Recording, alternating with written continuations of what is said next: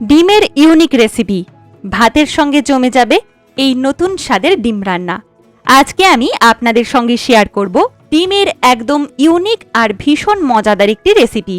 একই ধরনের ডিমের তরকারি খেয়ে যদি বোর হয়ে যান, তাহলে আজকের এই রেসিপিটা অবশ্যই ট্রাই করে দেখবেন। খুব সহজ উপকরণ দিয়ে তৈরি, কিন্তু স্বাদ হবে অসাধারণ। গরম গরম ভাতের সঙ্গে খেতে দারুণ লাগে। তো চলুন শুরু করি আজকের রেসিপি। প্রথমে আমি 4টে সিদ্ধ ডিম নিয়ে নিয়েছি। ডিমগুলোকে মাঝখান থেকে 2 টুকরো করে কেটে নেব। এরপর ভেতরের কুসুম আলাদা করে বের করে রাখব। এবার ডিমের সাদা অংশগুলো ছোট ছোট টুকরো করে কেটে নেব।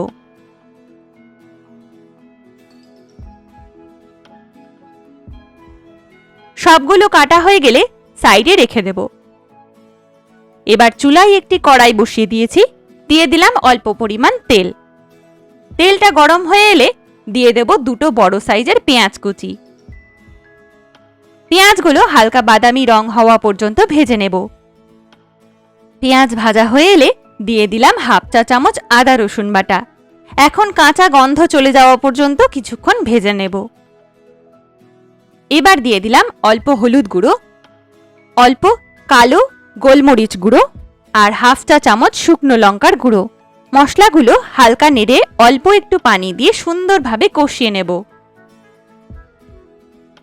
মশলা ভালোভাবে কষানো হয়ে গেলে কেটে রাখা ডিমের সাদা অংশগুলো দিয়ে দেব। এখন সবকিছু ভালোভাবে মিশিয়ে কিছুক্ষণ নাড়াচাড়া করে নেব। এরপর দিয়ে দিলাম একটি বড় সাইজের টমেটো কুচি আর স্বাদমতো লবণ। টমেটো নরম হয়ে যাওয়া পর্যন্ত সুন্দরভাবে কষিয়ে নেব।